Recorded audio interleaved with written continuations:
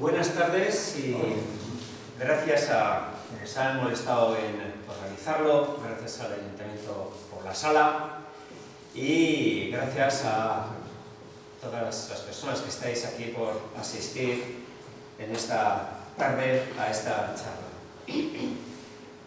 Comentaba precisamente ahora cómo había estado aquí hace 10 años, prácticamente, fue en la primavera del 2013 y son 9 años y medio, y conté en aquel momento lo que había escrito en una primera edición del libro y haciendo una reflexión hace un par de meses, digo, hay una gran cantidad de cosas que me gustaría transmitir, que han cambiado, que se han ido sabiendo, se han desvelado en este periodo de tiempo.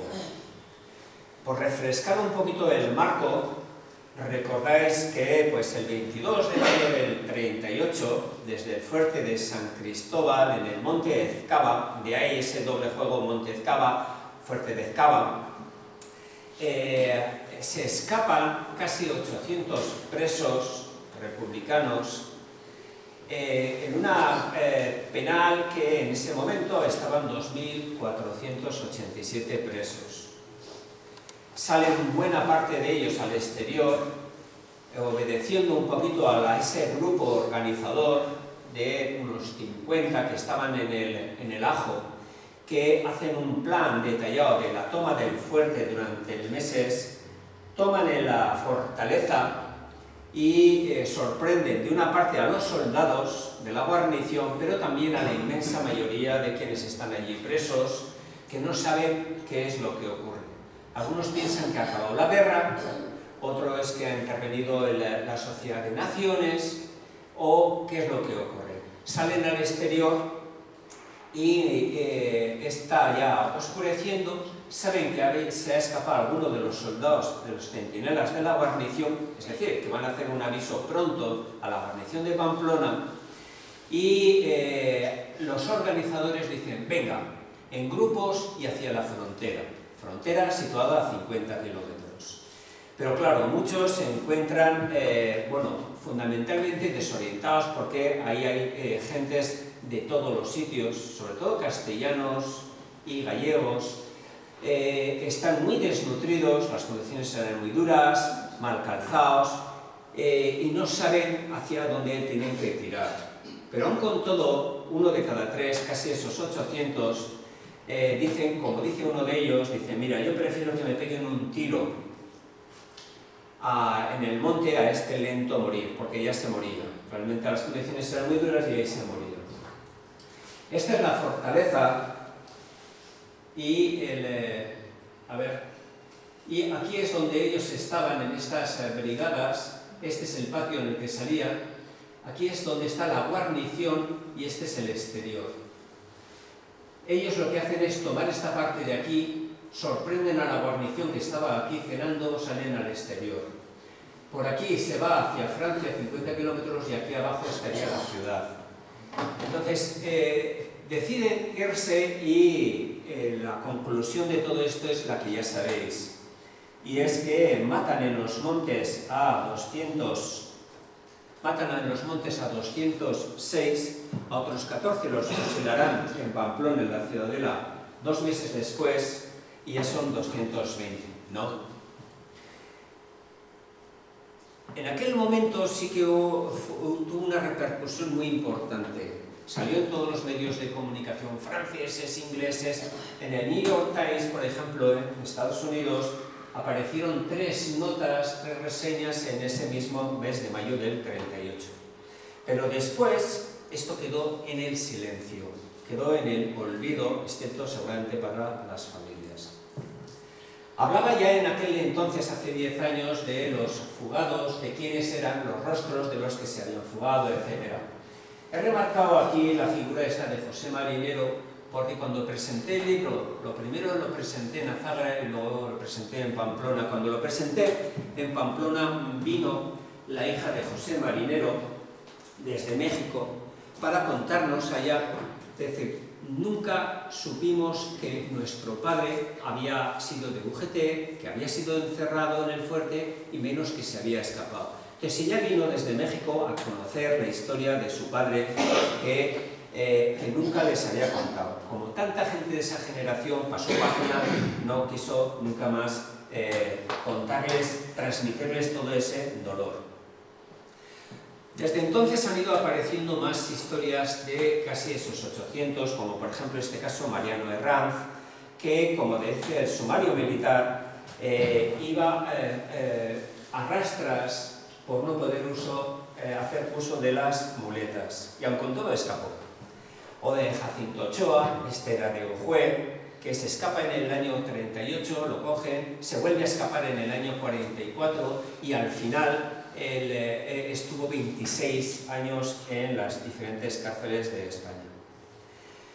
Hablaba también ya entonces de los organizadores. Esto era uno de los lugares de las celdas de estos presos de la Brigada 1, la brigada más dura, y aquí en este espacio que tiene 26 metros cuadrados, ahí es por donde recibían la luz, porque esto es un subterráneo, y ahí entraban 25 presos. No vivían, estaban hacinados en realidad, ¿no? Ahí se ven los clavos todavía de donde colocaban las magras pertenencias que podían tener.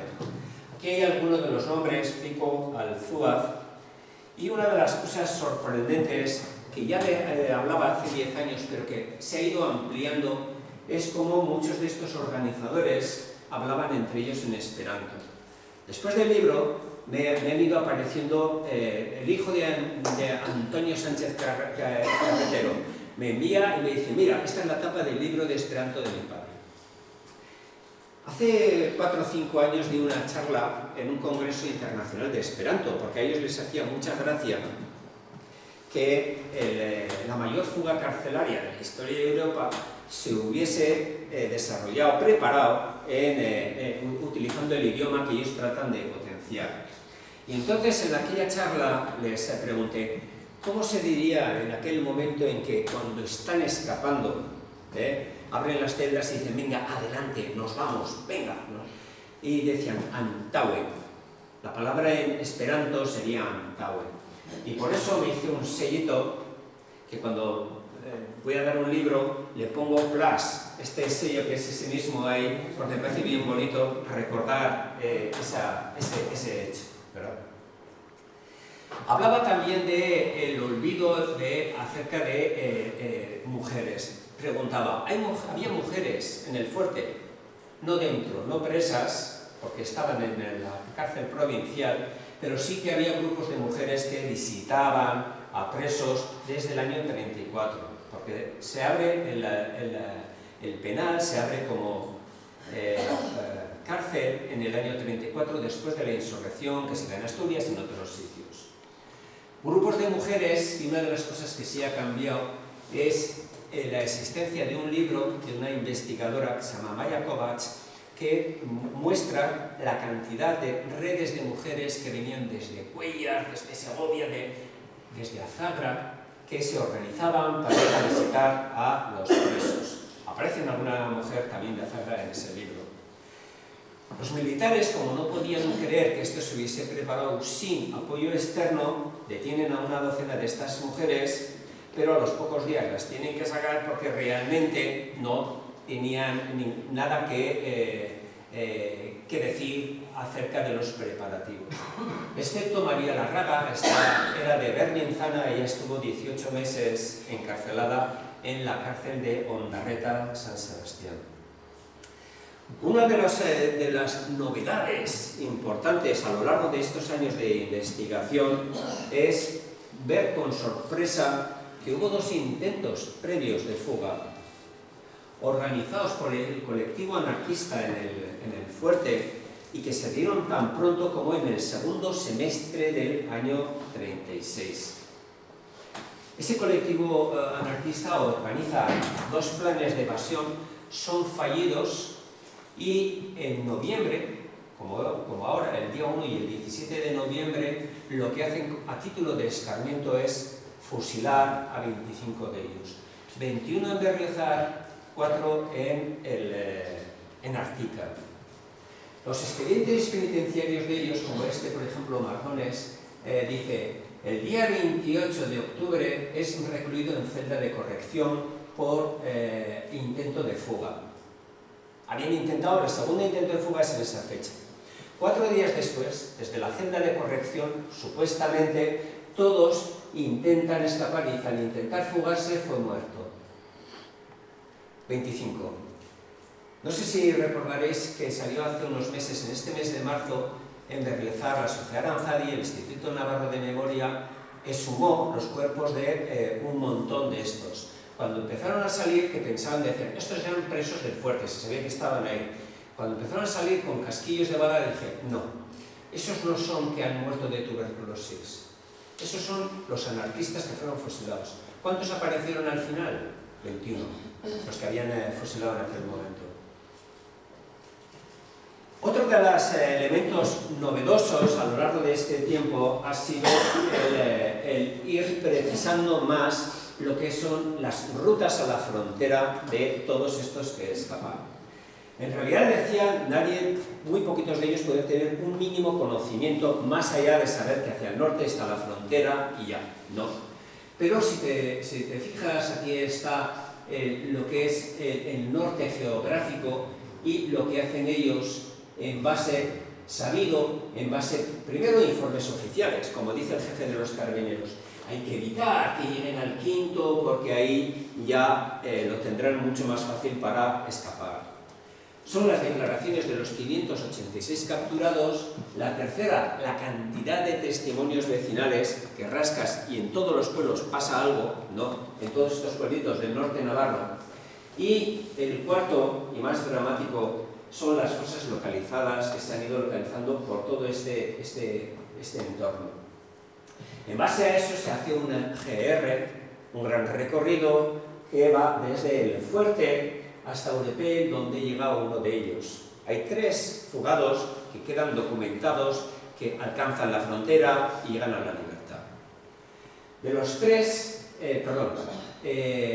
este sería el recorrido más o menos también del GR, obedeciendo un poquito a por dónde podían haber ido. Y en base a esto es, digo, el GR 225. ¿225 por qué? Por ejemplo, 225 es la fecha, 22 del 5. Es un guiño de la Federación de Montaña quien aprueba técnicamente esto. El GR es del Gobierno de Navarra, pero tiene que hacer la aprobación técnica la Federación de Montaña. Y fue iniciativa suya ponerle esa fecha no, ese número, obedeciendo a esa fecha. Fijaros un poquito en el mapa aquí está el fuerte, aquí está Pamplona. Esta es la línea de frontera, este es el valle de Aldudes, que hace como una lengua que se mete hacia adentro, ¿verdad? Y que acorta el camino a la frontera a 50 kilómetros. Y estos son, aquí estaría el pantano de Eugui, el Zubiri, Roncesvalles, por situaros un poquito. Fijaros este entorno de Urtasun, Iragi, que está justo en medio, ¿verdad? Entre esto y esto. Justo en medio, en ese entorno. Fijaros un poquito ahí en detalle, porque tiene luego más recorrido.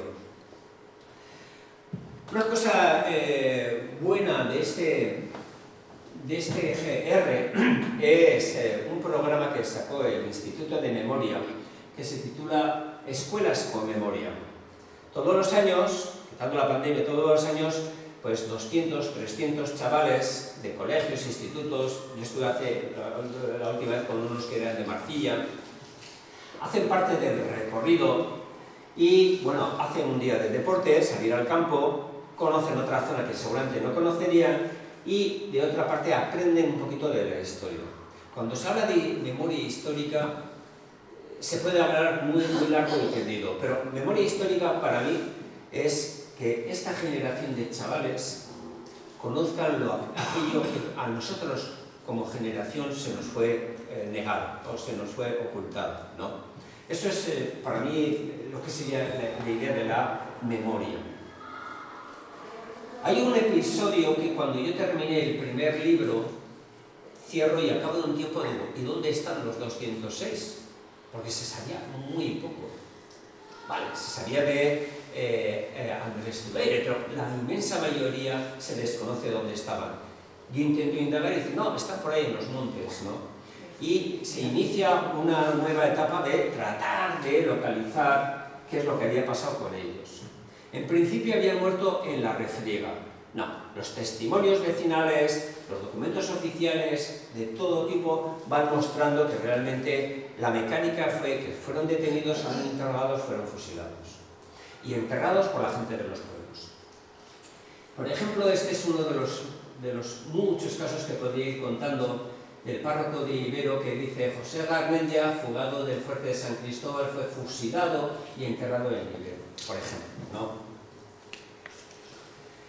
Así se han ido apareciendo hasta un montón de fosas, como por ejemplo esta de Olave, en la cual no solamente ya aparecen 16, sino que incluso se identifican a Francisco Lecea, vecino de Mendavia, a Máximo Sainz, vecino de Resojo, ¿no? Porque una cosa es localizar los restos y otra cosa, más complicada, luego suele ser también identificar a quién corresponden esos restos. Y al final, y esto sí que es uno de los grandes cambios en estos 10 años, hay un cuadro que dice dónde están en base a testimonios de todo tipo, 206 evadidos, 14 fosas exhumadas, con 54 restos y tan solo 8 identificaciones. Lo más llamativo de todo este proceso ha sido la palabra silencio, que antes lo empleaba con José Marinero, pero voy a contar un par de anécdotas acerca de Burutain de la Rasoaña. En Burutain, esta es una nieta de uno de estos fusilados, este es Martín Laguardia. Martín recordaba, y así lo señaló, dice, ahí están porque nosotros éramos unos niños, nos sacaron de la escuela para meternos, luego los llevaron aquí y están ahí. Se abre, efectivamente aparecen 6 de estos fusilados. Y lo sorprendente es que yo le decía, pero Martín, ¿y usted esto no lo ha contado nunca? Porque lo había contado porque salió otra fosa, salió en prensa, se normaliza, y cuando se normaliza dice, pues yo también sé otro, ¿no? Y le dice, nunca, le digo, ni a su mujer, dice, no, nunca. Llamativo. Y a continuación decía, ¿y no me pasará nada? Eso también es muy significativo, ¿verdad? Lo mismo ocurre después de localizar una fosa en Leranov, en el mismo valle de Esteríbar, en una comida familiar. Están así hablando de esa exhumación y en la comida dice Paulina, dice Paulina, sí, y aquí también. Y se le vuelve a la hija, 55 años, y le dice, ¿y qué dices? Dice, sí, aquí también, me llaman, hablo con ella, y le digo, ¿y cómo sabe? Dice, mira, están fuera del cementerio, en esa esquina, bla, bla, y me dice, y van a aparecer 2 de esta manera o 2 de la otra manera. Digo, Paulina, ¿usted cómo sabe esto? Y me dice, porque el que estaba, cuando fui a verlo, el que estaba haciendo el ojero era mi padre. Y luego ella le tenía muchos reparos en poder hablar abiertamente y presentarse allá, le daba reparo, ¿verdad? Pero ella no cabía de alegría cuando 2 años después, en el año 20, en mitad de la pandemia, viene desde Palencia Paula de la Fuente, hija de Leoncio de la Fuente, uno de los identificados, y se lleva a su padre debajo del brazo, ¿no? Que lo había dejado hacía 82 años viendo cómo salía de casa. Pero nunca supieron, Paulina nunca se lo dijo ni tan siquiera a sus hijos, ¿verdad? Pero yo aquí he venido sobre todo, ya veis que ha habido muchas novedades. En realidad, una de las cosas que durante todos estos 10 años me sorprendía era lo que iba desvelando, ¿no? De aquí hay una fosa, aquí hubo otra. cantidad de estas cosas, ¿no? Que tengo que ir obligatoriamente muy rápido. Pero ahora mi asombro está en otro punto. Antes era lo que iba sabiendo, ahora es decir, ¿cómo se pudo ocultar?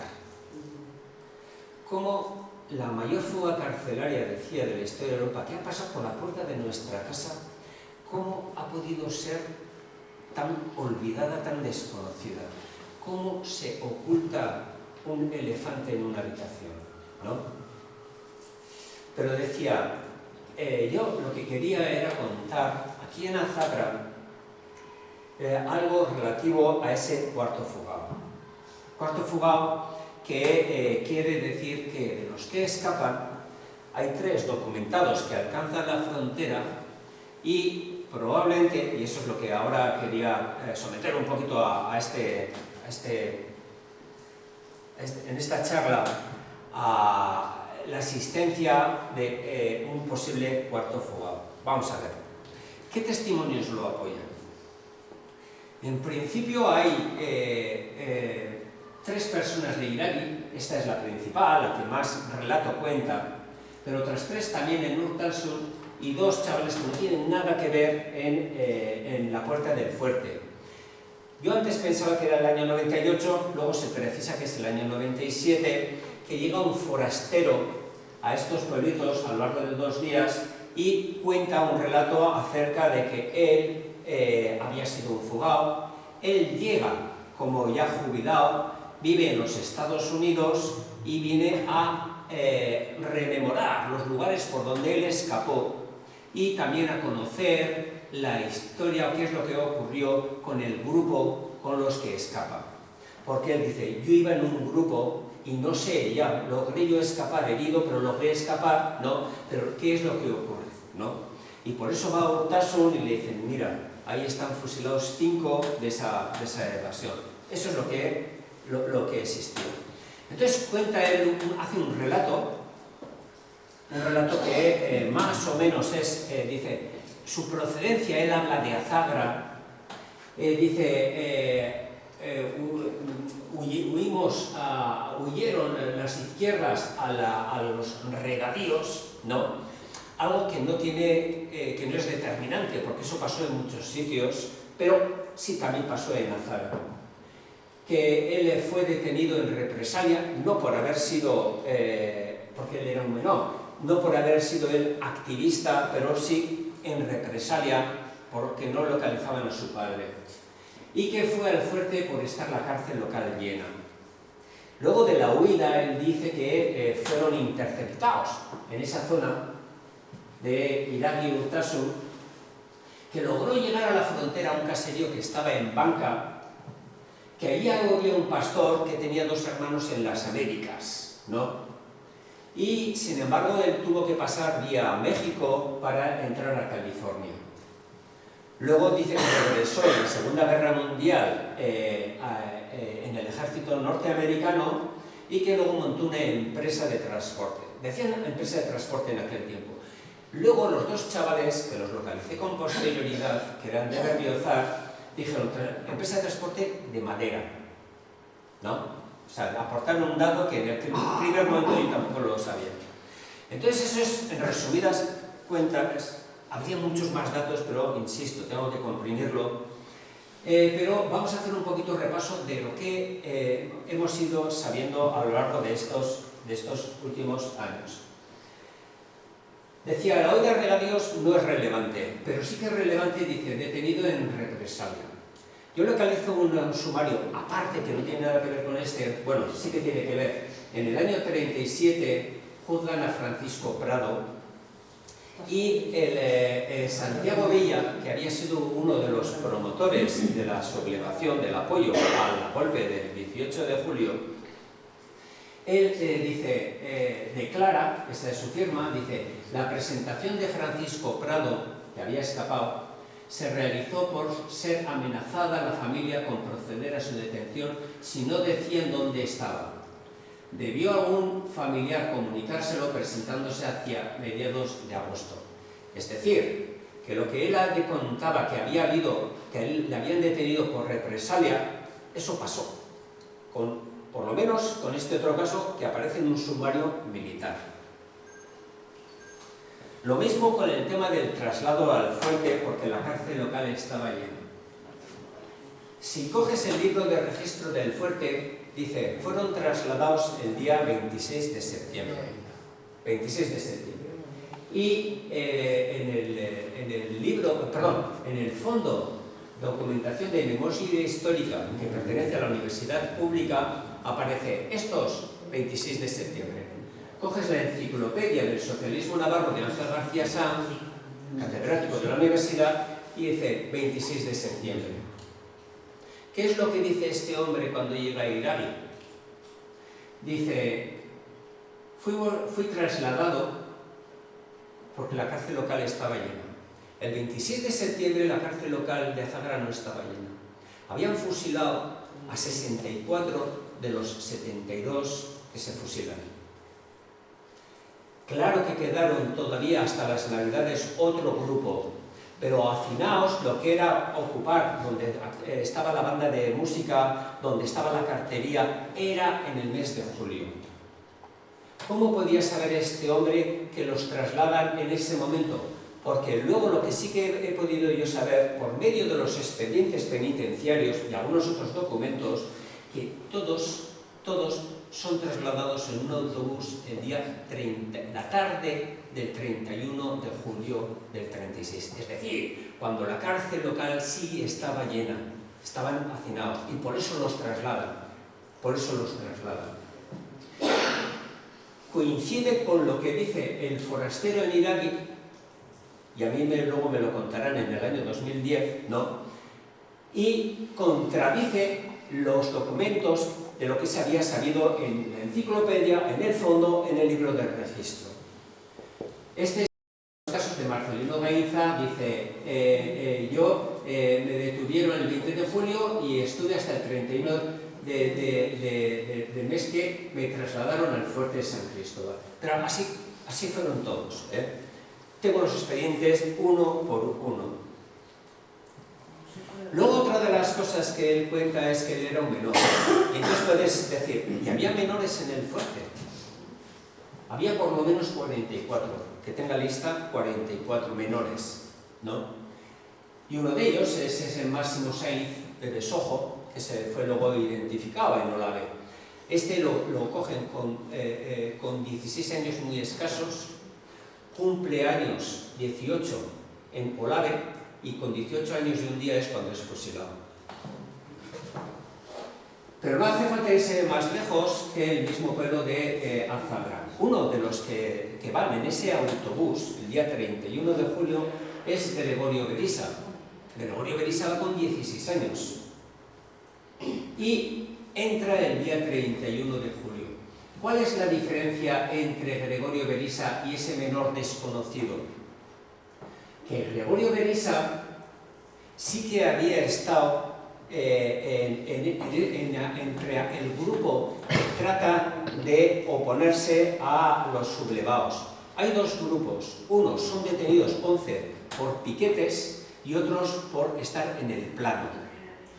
Entonces, esos 7 y 11, el comandante del puesto, Arbeloa, les toma declaración, desde el día 20 en adelante, les toma declaración y cuando ya ha tomado las declaraciones de todo, tiene los atestados preparados, los monta en el autobús y junto con otros los envía a Pamplona.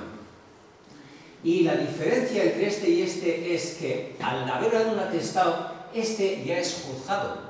Es juzgado en el mes de agosto y es registrado en el fuerte el 26 de septiembre.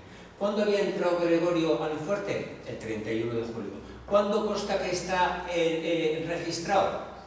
El 26 de septiembre, como todos. Y ese menor, al haber entrado en represalia, no tiene atestado. Él no es juzgado. Y entonces queda sin juicio y queda en un limbo legal dentro del fuerte, pero sin ser registrado. Y puedes decir, ¿y realmente ya había casos así? Bueno, luego lo vamos a ver, recordar un poquito esa pregunta. ¿Había más gente así? ¿no? Pero ahora vamos a seguir con el relato de lo que él cuenta cuando se presenta, ese forastero se presenta allá en Iragi. El mayor elemento que vincula a Zagra con ese lugar de Iragi Urtasun, obviamente, es Andrés Zudaire, ¿no? Yo recuerdo hace más de 10 años, 12 años quizá, cuando contacto por primera vez con Mari Carmen Zudaire, que le empiezo a contar lo que había pasado allá en Iragi y me para y me dice, déjame que te lo termine yo. Y entonces ella, Mari Carmen, me cuenta lo que era conocimiento de la familia, ¿no? Entonces, ¿cómo habían pasado las cosas, ¿no? Andrés Zudaire es el fugado de Azagra, el único que queda documentado que escapa en ese grupo y que son interceptados cerca de Iragi, los llevan allá, están maniatados y luego, como alguno de los que estaban en el grupo pide confesión, porque les dicen que los van a fusilar, los bajan a Urtasun, donde el párroco Cesario Osta los confiesa a alguno de los que quiere confesarse y allá los fusilan y los entierran. En el año 78, 40 años después, en ese proceso que hubo por parte de las familias de exhumaciones tempranas, se fueron a muchos sitios porque se sabía que estaban allá y se llevaron parte de los restos. Y de una manera más científica, con ADN, la Sociedad Aranzadi abre y recoge los restos de los 5, de lo que queda de los 5, y son otros 40 años después. Fijaros, para que os situéis dónde está esto, está aquí el pantano de Uri. El palmito de Urtasun está ahí pegado. Y esto es lo que más vincularía el hecho de lo que él habla sobre Azagra y coincide con el lugar donde fue fusilado este hombre, ¿no? Una de las cosas sorprendentes a lo largo de esta investigación de estos 10 años, y era también otra de las cosas que quería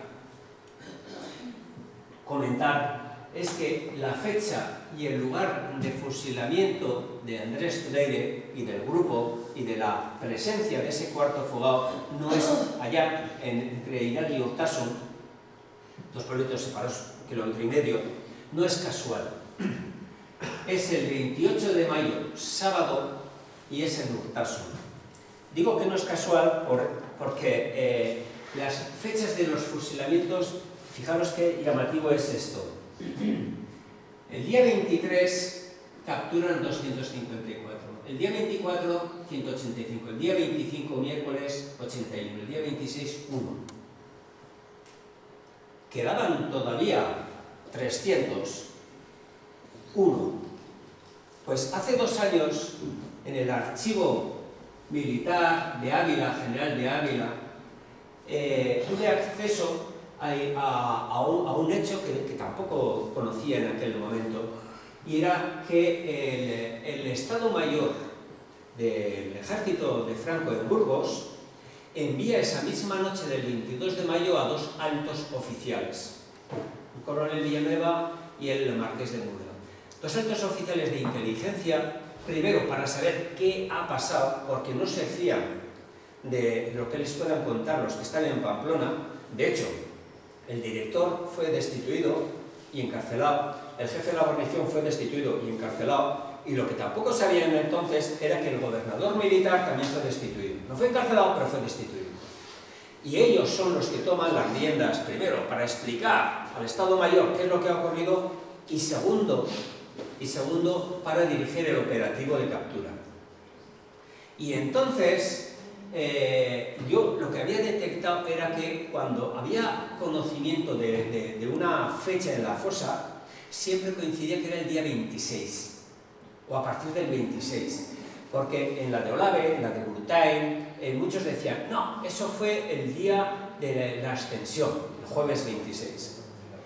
Y en los informes estos que hacen diariamente a Burgos son muy escuetos, pero muestran cómo es a partir del día 26 cuando dicen, mira, el que no se ha entregado es porque no ha querido.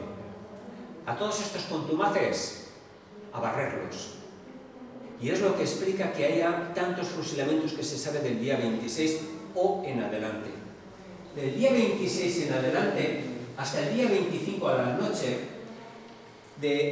la relación entre capturados y fusilados es de 1 a 7. Es decir, fusilan a 1 de cada 7.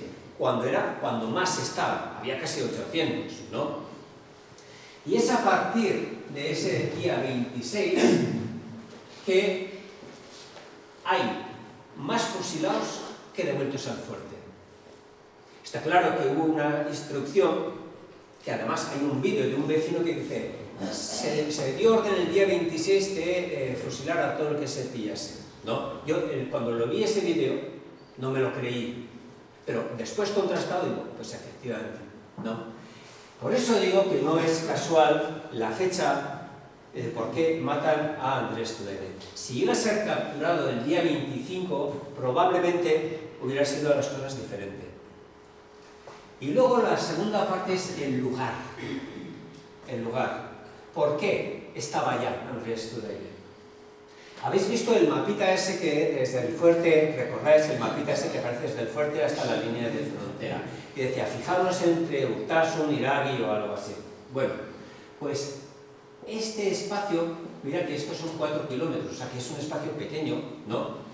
Este espacio es donde más localizaciones ha habido de ejecuciones y también de testimonios de bordas que dicen por aquí pasaron, de bordas o de pueblos, y de por aquí estuvieron y papá, ¿no? Este pequeño entorno es donde mayor densidad de fogados y fosas. Ahí está la de Usechi, donde se sumaron a 3, está la de Urtasun otros 5, aquí a lo de Zubiri hay otros 3, aquí hay otros 2, bueno, está todo muy concentrado. Por la razón que sea, aunque ellos iban en grupos o iban separados, se dirigían al norte no porque llevasen un GPS, sino porque por su cultura jornalera andaban a las noches, veían las estrellas, se dirigían hacia el norte. Eso es lo único que podían saber. Volvemos aquí. Esto es el mismo entorno que os estaba contando antes. ¿Veis por dónde van? ¿No? Y se dirigen aquí a esta línea de frontera, pero porque ahí está el norte geográfico. No está saliendo hacia Belate, no, está hacia allá. Y cuando digo que la presencia de Andrés Tudeire en ese lugar no era casual, podría extenderlo al relato que hace ese forastero que llega a Irabi. No es casual que este relato se haga en Irabi, porque era efectivamente allá donde estaba el mayor grupo de estos evadidos. De aquí, de esta parte, veis nuevamente concentrado todos estos fosas que andan por allá. Esta es la línea de frontera una vez más. Y otro de los elementos sorprendentes es porque decía, y llegó a Banca, al pueblo, un caserío de Banca, ¿no? Banca que está aquí en el Valle de los Aldudes, ya en Francia. Y cualquiera que sea montañero me discutía y me decía, ¿cómo va a ir a Banca si no tiene sentido? O sea, tienes que atravesar, lo más lógico sería ir por ahí, por Urquiaga, por Eubi, etc. Eso es lo que diría la lógica. Y yo digo, ya, pero eso es lo que hay, eso es lo que él contaba, ¿no? Bueno, pues claro, yo tenía esa duda acerca de lo que él contaba, pero ahora fijaros una cosa. Los mayores testimonios de por dónde van los 30 resistentes que aparecen en la prensa inglesa, en los informes del Estado Mayor del Ejército, etc., casi todos se dirigen hacia aquí, hacia Zilbeti, hacia Sorobay, hacia el Valle de Erro.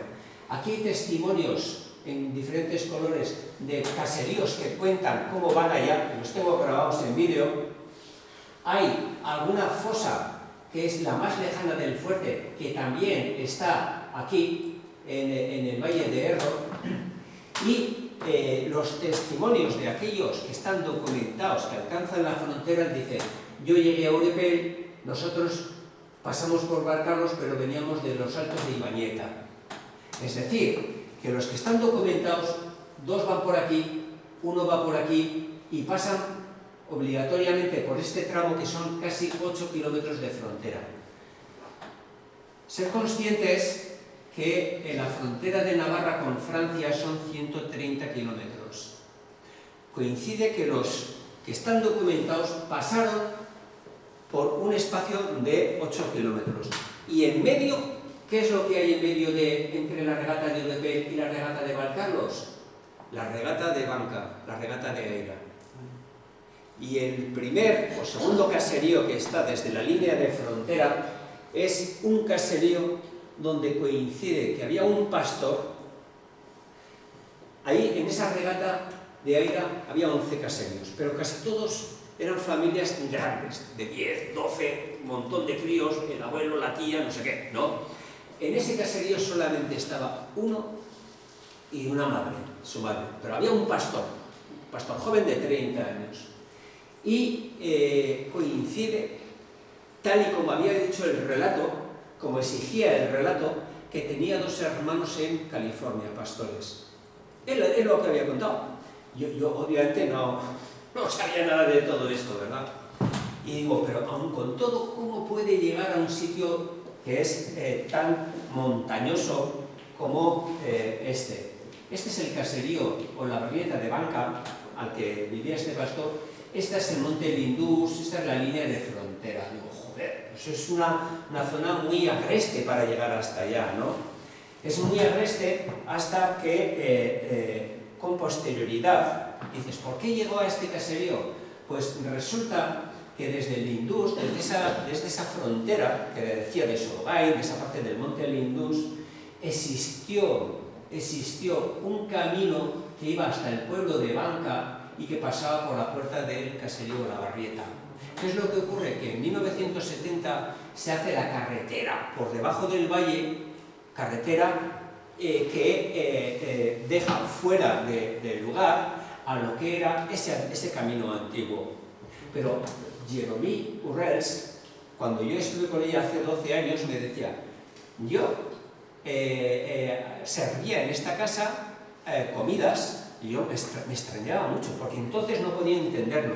Pero claro, la explicación es que existió ese camino. Este mapa es está del catastro de Francia. Otra de las cosas que él decía es que había un pastor en ese caserío que tenía 2 hermanos en California, pero que viajó por México. Y yo digo, ¿pero por qué? ¿Por qué? ¿Por qué viaja a México? Pues viaja a México por una sencilla razón. Porque en lo que fue la gran crisis del año 29, la gran depresión que se contaba, llevó a los Estados Unidos a cerrar a cal y canto las fronteras. Todo lo que vemos ahora en Europa, en tantos sitios, como ese rechazo a la emigración, ocurrió en aquel tiempo en Estados Unidos, ¿no? Y porque había un desempleo tremendo, como no lo ha habido luego nunca, ¿no? Y entonces cerraron las fronteras a cal y canto, de tal manera que aquellos que intentaban entrar tenían que entrar clandestinamente por México. ¿Qué ocurría en México? Que el presidente mexicano, Cárdenas, facilitó mucho la entrada y particularmente de muchos republicanos, aunque fuesen indocumentados. Y entonces él decía, yo entré por México. ¿Por qué entré por México? Porque era lo que el momento exigía. Y luego había otra pregunta, y es, ¿cómo legalizan la situación en Estados Unidos estos emigrantes clandestinos? Como han hecho aquí en las crisis, haciendo que al ejército vayan pues, ecuatorianos, peruanos, etc. En aquel momento que se estaba preparando la Segunda Guerra Mundial, hubo miles de extranjeros. Yo tengo sabido de cientos y cientos de españoles que se alistaron porque luego los nacionalizaban. O sea que lo que él contó obedecía también a esa lógica de aquel momento, que era la única manera que tenían de naturalizarse como norteamericanos. Por último, ¿en qué se puede dedicar para ganarse la vida en California? En ese norte californiano donde estaban los dos hermanos, casi todos los pastores de casi todos los emigrantes de esa zona habían sido pastores. Pero, y obviamente en el libro lo documento, qué libros encontré en California, en aquel tiempo eso fue abajo y sin embargo de ese norte se sacaron millones de árboles hacia San Francisco, hacia Sacramento, que están algo más al sur. ¿Por qué? Porque en los años 30 se hacen unas grandes obras públicas como son autopistas que llevan a que toda esa gran riqueza forestal que había estado allá sin poder sacar, se sacan. Y en concreto en ese condado donde estaban los hermanos se multiplicó por 4 las personas que estaban vinculadas a las explotaciones forestales. ¡Qué casualidad! Todo pam, pam, pam, va cuadrando, ¿no? Todo va cuadrando. Repasamos el relato de él que dice el forastero. La huida a los regadíos, detenido en represalia, al fuerte por estar la cárcel local llena, era un menor, y todo lo que cuento acerca de su plan o sea, cuando se escapa. Yo creo que el relato que él cuenta fluye de una manera que no es forzada. Lo resumo mucho y habría muchos más elementos, pero me centro en algunos. Resulta verosímil, ¿no? Y mi pregunta es, ¿quién puede saber todo esto sin haberlo vivido, sin haber sido testigo presencial? Porque hay cosas que ha contradecido a la verdad oficial que se sabía en ese momento, ¿no? Pero claro, para darle crédito a este relato hay que responder también a 2 preguntas. Y es decir, ¿cómo es posible que tanto en Azágara como en el fuerte pasase desapercibido en estos listados que se llegaron a hacer? Es una premisa previa, ¿no? Tú te puedes creer el relato, pero luego chocas contra este hecho, ¿no? Vamos a ver. Primero en Azágara. Hubo represaliados que no fueron registrados, que no se han contado con ellos en las listas. Bueno, vamos a ver, por lo menos hay algunas cosas a comentar. La primera de ellas es que todos los listados que se van haciendo se hacen 4 o 5 décadas después, 40 o 50 años después, ¿no? En Navarra 1936, el párroco de Azágara, el memorial de Sartaguda o el Fondo de Documentación de la Memoria, todos se hacen décadas después. A excepción probablemente de Begiristain, pero como sabéis, el listado que hace el párroco en aquel momento tiene muy notables lagunas. Tanto en fusilados tiene muy notables lagunas. Jimeno Jurío fue un pionero en todas estas informaciones, las hace 40 años después, pero aun con todo es muy novedoso lo que él plantea, pero aun con todo fijaros que de los que son sus interlocutores en aquel tiempo, ¿no? Pues el hijo de Constantino Ferrán, etcétera, ¿no? Pues dice, de los fusilados en las vísperas de las fiestas, ¿no?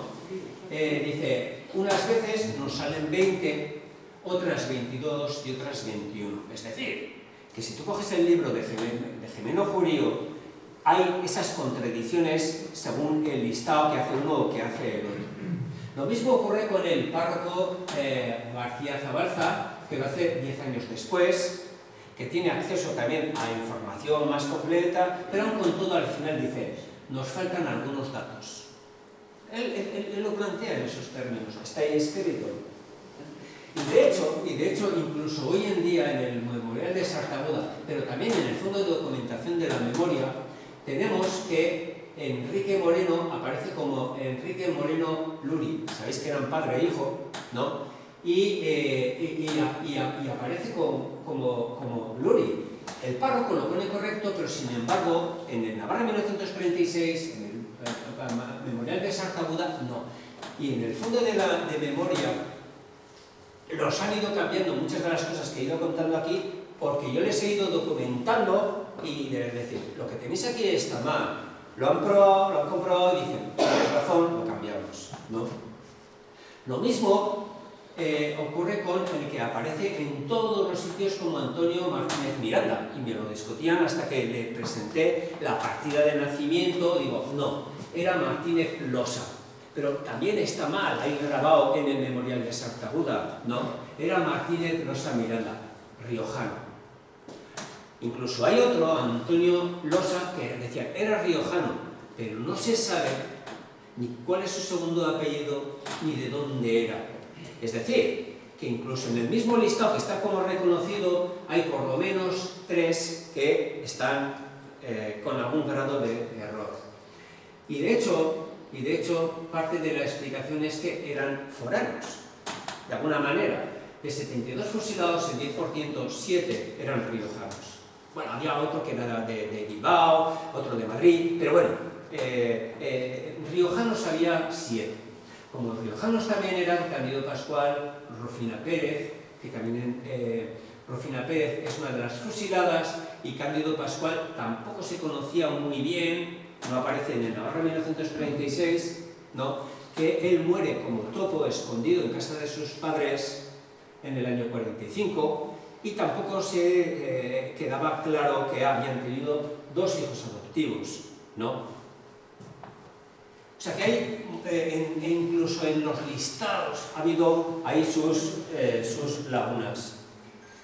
Aparte de los 7 que también son fusilados en Azagra, de ellos 3 riojanos nuevamente, pero que no constan en el listado de esos 72, ¿por qué?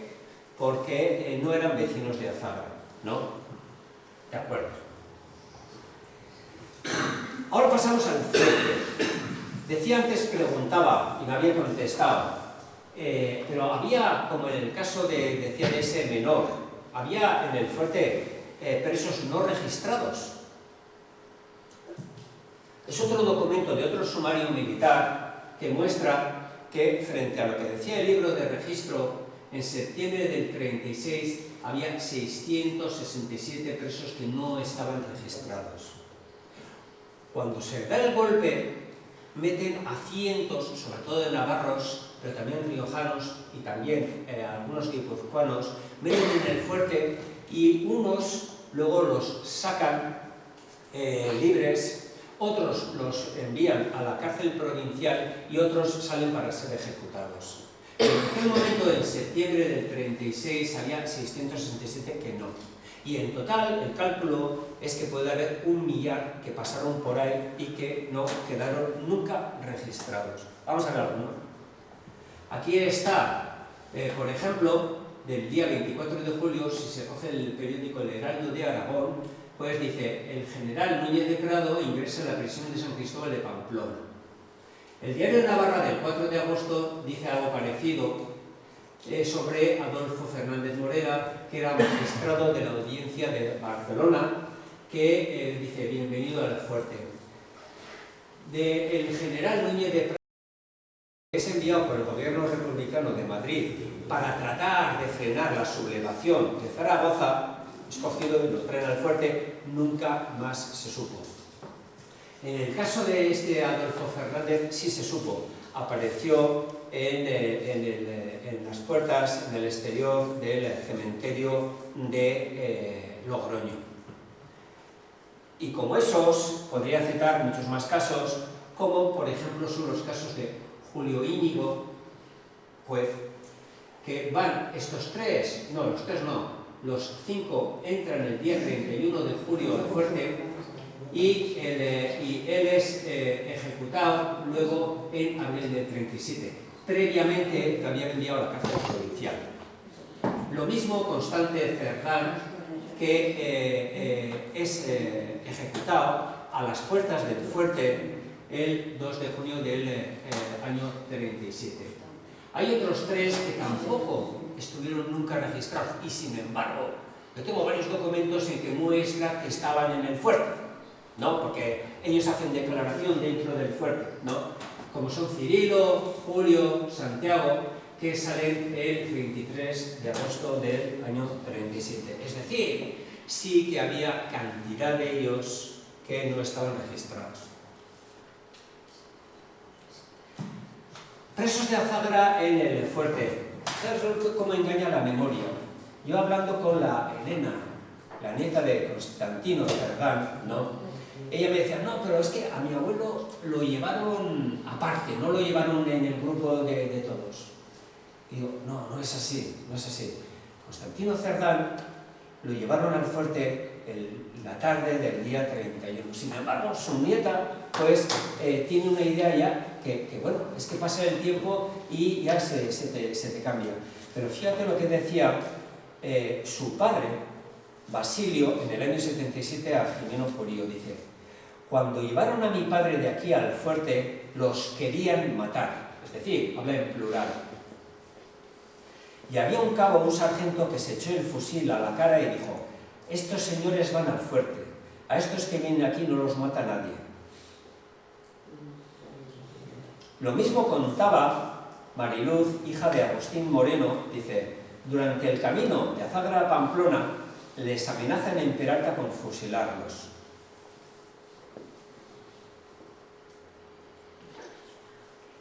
Confirma ese intento de a los que tenían atestados hechos por el cabo Arbeloa, el comandante del puesto, les paran en el autobús en los altos de Peralta y los intentan bajar y tumbar. Y el cabo, que por cierto habían sido tiroteados en el alto el día 19, de la noche del 18 al 19, él dice: no, estos van al fuerte. Y de hecho se ponen enfrente y les salvan la vida. A la mayoría, que luego ya veis que algunos de ellos fueron ejecutados, por la inmensa mayoría. Se da la paradoja en este pueblo en que aquellos que fueron más activos en contra de los sublevados son en su mayoría los que se libraron, y los que se quedaron en el pueblo, pero que no habían salido igual a hacer piquetes, se quedaron en el pueblo y luego pues los fueron matando. Pero para que veáis un poquito lo que decía de la nieta, cómo cambia la memoria. Y eso es lo que explica, dices, ¿cuántos de Azagra había en el fuerte en el año 36? A mí salen 33, como poco, 33. Quizá alguno más, pero con certeza tengo 33 nombres. Lo que ponía en el libro, si tenéis alguno en el libro de hace 10 años, que decía: yo vengo de un pueblo donde había muchos presos en el fuerte. No, procedía de un pueblo donde había muchos presos en el fuerte. Decirme a ver qué pueblos tenían semejante volumen de presos en el fuerte como Azagra. ¿Cómo lo puedes saber? ¿No? Sin embargo, de los 33 que comento que estaban en el 36, solamente hay 6 que estaban de testigos presenciales en el momento de la fuga, dejando aparte a Andrés Tuere, que escapa. De 33 solamente 6. Los demás, lo que decía, a unos los sacan, los matan, otros, la mayoría, están en la prisión provincial, y a otros, como Cirilo, salen y luego pues se va al servicio militar, etc. Vale. Hay alguno que va a Francia, Santiago, vale. Pero solamente quedan 6. Y aquí, respecto a los 6 estos, me gustaría recordar eso que ha sido algo tan presente a lo largo de todo el relato que cuento, ¿no? Y es el silencio. Lo que cuento de José Marinero, lo que cuento de Martín Laguardia, que nunca dijeron nada acerca de lo que había pasado, es lo que explica que no realmente, probablemente comunicasen muchas cosas acerca de lo que habían vivido en el fuerte, ¿no? Fíjate, hace también 4 años antes de la pandemia, di una charla en Salamanca. Doy la charla en Salamanca porque, insisto, había muchísimos castellanos. Doy la charla en Salamanca y a los 2 días, cuando ya estoy de regreso en Pamplona, recibo una llamada y me dicen: lo siento muchísimo, no me enteré que usted estaba aquí en Salamanca dando esta charla, pero si yo voy a Pamplona usted me recibe. Y digo: encantado. aparece un señor mayor, ¿no? Y dice, es que yo quiero saber mucho más de la historia de mi abuelo, porque dice, yo no sabía nada acerca de la historia de mi abuelo, y entonces pues yo le acompaño al fuerte, estamos así hablando, me invita a comer, y cuando estamos comiendo el hombre se sincera y me dice, el caso es que yo nunca he sido muy de Franco, ¿no? Y me dice, pero yo me jubilé, me retiré, un hombre de cerca de 80 años, dice, yo me retiré como teniente coronel del ejército español. Y dice, pero yo nunca supe nada acerca de todo esto, de toda la historia de lo de mi abuelo. Es una constante, es una constante. Pongo estos ejemplos, podría estar aquí aburriendo durante más tiempo. Entonces, si había presos, sí, creo que no os resulta muy sorprendente eso que digo acerca del silencio, porque en cada charla que cuento estas cosas siempre me dicen, sí, mi abuelo nunca quiso decir nada, es una constante, es una constante. Entonces, si había presos sin registrar en el fuerte, como lo sabían, ¿no? Pudo haber algún fugado que no estaba registrado, porque ¿cómo anotaron los que escapaban? En base al libro de registro. En base al libro de registro. Entonces, si no estaba en el libro de registro, ¿qué es lo que ocurría? Pues que podía haberse escapado y podía haber llegado. El tema es que la contabilidad del fuerte fue deficiente. Decía, esos 1000 casos, la contabilidad del fuerte fue deficiente, pero también la contabilidad de los fugados. Este es otro documento oficial del 30 de junio, cuando ya hace un balance final, que dice, hay 187 muertos, muertos identificados, pasados a Francia 3, y dice, y 19 cadáveres no identificados, 206. Vale, coincide con la cifra. Pero a continuación dice, y según dice la Guardia Civil, según la relación del jefe de la comandancia de la Guardia Civil, han sido hallados 19 cadáveres no identificados de acuerdo, y se supone muertos otros 4 penados, si bien no han sido hallados todavía. ¿Quiénes son esos 4? No cuadran. ¿Dónde están? ¿Quiénes son? ¿Cómo se identifican? Pues resulta que ellos tienen una lista, pero no establecen los nombres, de otros 4, aparte de los 790, dentro de los 795, o no lo sé, o por lo menos por encima de los 206, ¿no? Más. Solamente es cuando estoy en la pandemia y me voy a Barcelona, al archivo pirenaico de Barcelona, cuando veo ya un documento en el cual el gobernador militar de Oviedo comunica al gobernador militar de Navarra, dice, de esa lista de los 19 que nos enviasteis que habían quedado desaparecidos, a uno lo detectamos aquí en Avilés y murió en una acción de guerra, en agosto, 3 meses después. Yo me quedé sorprendido, lo contrasté con otro documento que no le había dado importancia, efectivamente lo marca, y todavía hay un tercer documento, y es el registro civil de Avilés, en que en esa fecha constata que Benito Paredes Menéndez, es decir, uno que estaba preso en el fuerte y que escapa, resulta que murió el 9 de agosto del 38 en Avilés en acción de guerra. ¿Quién es este hombre?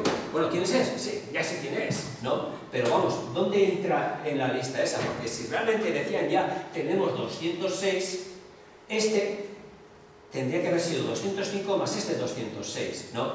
Es decir, no cuadran. No cuadran porque, y lo detallo más obviamente en el libro, el listado se reguló a posteriori, ¿no? En base a la información que tenía. Y con esto ya voy terminando y vamos a ver. Habréis visto seguramente muchas de vosotras una película que es La Gran Evasión. Es un relato en que aparece Steve McQueen por los prados escapando en moto. Eso es un hecho real, ocurrió en un campo de concentración alemán en Polonia, escaparon 76. 3 lograron llegar a Gran Bretaña. Pero aquí en la puerta de casa escaparon 10 veces más, 6 años antes, en el año 38.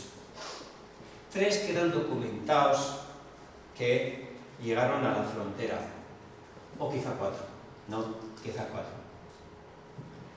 Sería muy esperanzador encontrar realmente en ese sentido que hubo otro que logró escapar. Pero, y con esto ya termino, quería contestar a una pregunta, es decir, ¿por qué este empeño? O sea, ¿por qué este empeño en un momento que vivimos de tanta incertidumbre, de tantas catástrofes, ¿por qué este empeño en saber la existencia de este cuarto fugado o qué es el recorrido que hacen estas gentes, ¿no? Gentes sencillas que son encarceladas por su oposición al golpe, que son encarceladas en un penal infame, que los maltratan, que se ven abocados por ello a escapar y que son fusilados despiadadamente, ¿no? Y olvidados, no por sus familias, pero olvidados por la sociedad. Yo creo que no es un problema de la existencia de todo esto, no es algo que concierne tan solo a las familias, sino que es mucha gente la que trata de poner un poquito coto a esa anomalía que significa que haya tanta gente que esté enterrada en ese cementerio sin muros y sin flores, porque las familias nunca fueron notificadas, ¿no?, acerca de todo este tema. Una anomalía porque desde el neolítico en todas las sociedades se entierra a los suyos, excepto aquí, que este ha sido un derecho que ha sido negado. Esto no es nuevo, sino que ya venía en la entrada del libro en la primera edición. Ahora es el que presento ahora, es la cuarta edición, que como veis ha cambiado radicalmente muchísimas cosas, y venía, digo, las pequeñas historias personales sí importan. Hay que defender cosas esenciales como recuperar la pequeña historia de personas y lugares. O como diría la Ley de Memoria Democrática recién aprobada ahora por el Parlamento, ¿no?, el olvido no es una opción. Hasta aquí llegamos. Gracias por vuestra atención. Una de las características del relato del posible cuarto fugado es que era hijo de fusilado. En base a eso, sí, hicimos una investigación y te dije, mira, tienes razón en todo lo que dices respecto a que en el berenjenal de San Cristóbal, con toda la gente que estaba allí hacinada, acumulada de mala manera, hubiera muchos que no estaban ni registrados, que no se sabe muy bien ni cuándo entraban ni cuándo salían. Pero si el relato de Irarri del posible cuarto fugado recogía que era hijo de fusilado, que ahora lo omites, no sé por qué razón, entonces yo te decía, no sabemos si estuvieron registrados todos los de Azarra en el fuerte, pero sí sabemos quiénes eran los hijos e hijas de fusilados de Azarra. Y en esa lista de hijos e hijas de fusilados de Azarra, del único que entonces yo, por ejemplo, no tenía constancia, era del hijo adoptivo de Cándido Pascual, López, que se llamaba López, algunos mayores todavía del pueblo lo recuerdan. Y entonces tú mismo me aclaraste que ese López desgraciadamente había fallecido poco después de la guerra. Con lo cual, descartado López, sí, ninguno de nosotros, hijos e hijas de fusilado, en este caso tenía que ser hijo porque el presunto jubilado era varón, ninguno de los demás es el hipotético fugado de Azahara, porque los demás sabemos cuál fue su destino. Sí. Bien, yo cuando cuento estas cosas lo que más deseo, y me alegra mucho verte, porque no quiero que conformen con todo, sino precisamente que me cuestionen o que me hagan preguntas a este respecto. Yo he citado 72 y sé, porque lo sabíais de antes, cuál es la lista. Digo que había incorrecciones, ¿no? Y que quienes son las fuentes, que son 40, 50 años después, todavía dudan acerca de unas cosas y de otras. pero yo he insistido mucho, no que es uno de esos 72, porque hoy en día, efectivamente, como bien dices, Luis, creo que eso es descartable. Uno de esos. Sí, no. Y es lo que decías entonces, sí. Y ahora ya no lo mencionas. O sea, ¿por qué dejas el resto del relato y suprimes lo de que también decía que era hijo de Fusila? Bueno, lo que he ido poniendo es el hincapié en aquellos elementos en que se prueban, ¿vale? Pero respecto a ese tema, yo he dicho, hay 72 fusilados y la lista está clara. No es uno de esos 72, ¿no? Pero sí que he comentado en más de un momento, subrayado así en rojo, digo, riojano, era riojano. Digo, había un 10% de riojanos.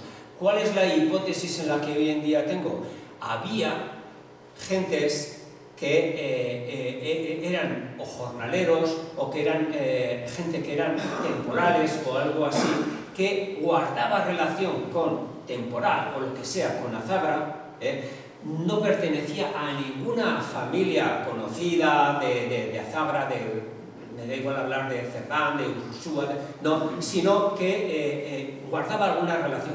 Hay un principio de entropía, está claro, y es que ha habido información que se ha perdido o que incluso no aclara cuál era la relación con Azabra. Lo que sí que he querido mostrar es que la cantidad de elementos que como una hoja en blanco yo recibo en el año 2010, de lo que cuentan, yo no había estado nunca en Azabra, ni sabía nada de lo que luego he ido enterándome. Entonces digo, hay un montón de elementos y digo, todo esto son coincidencias. Si la pregunta es, si esta persona, este cuarto fugado, guarda relación, hijo, con uno de los 72 de la lista, no.